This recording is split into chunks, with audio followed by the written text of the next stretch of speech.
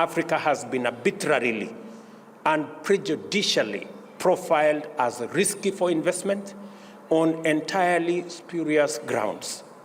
As a result, the volumes and financing available for African development are traditionally minute, and the cost of these finances is notoriously extortionate. It is difficult to avoid concluding that in terms of development financing architecture, the global system is rigged against African progress. It is our role,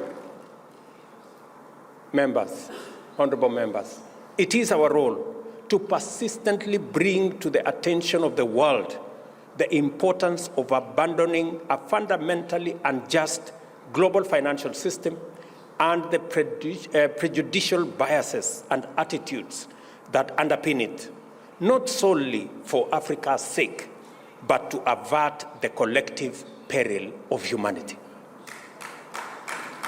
As African leaders, we have to canvass this agenda at every available opportunity in every forum.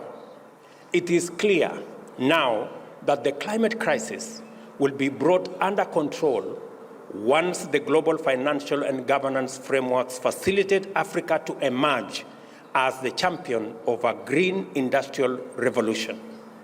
To get there, we have to deepen African unity, sustain and intensify our collaboration, and speak in one firm, clear voice.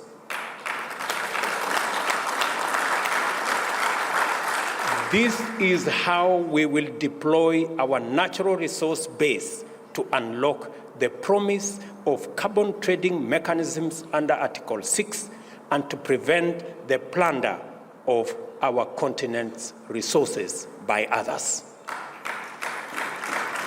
The AU reform agenda should be our top priority for African leaders to thoroughly examine and facilitate the process to ensure that the roles of the Bureau, the summit, committees, regional caucuses, the Secretariat, and commissions are appropriately streamlined, creating a continental governance body that is truly effective. Equally, the imperative to fully operationalize the Pan-African Parliament is urgent. We must also review the funding arrangements for our AU budgets. It is an important thing for us to discuss. African Solutions, Agenda 2063, the Africa Continental Free Trade Area, and the vision of a young, clean, green continent of the future will remain a pale dream until, if we do not equip the Africa Union with the necessary capacity to live up to our aspirations.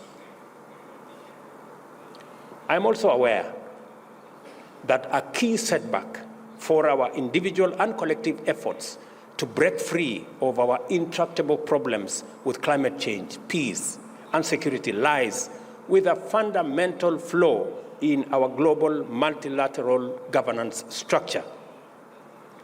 The apex organ of the UN system, you all know, the Security Council, persistently manifests a continental resistance to the values and principles that inspired the formation of the UN and which the institution is mandated to promote and defend.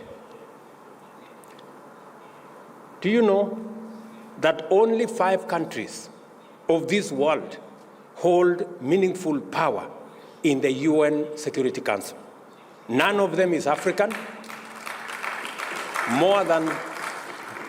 More than half of the world's population is not represented in the UN Security Council. It is neither democratic, it is not representative, it is not transparent, it is not accountable.